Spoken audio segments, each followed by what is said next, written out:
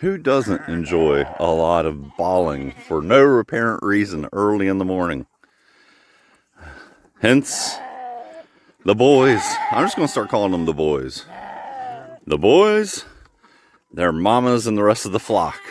We weaned them yesterday, and we have our new ram Willie, and they were all the way, the boys were all the way at the bottom of the hill.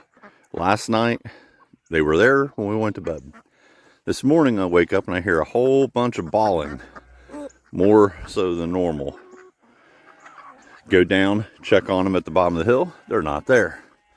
Come back up here, they're way in the back. We got our hands full.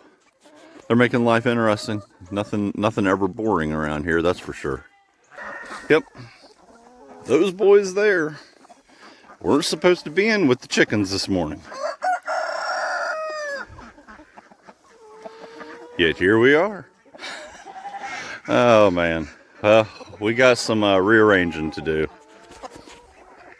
There's never a dull moment around here. We thought we had it set up pretty well yesterday. Those little boys being weaned, I guess they could still hear their mamas. So here we are.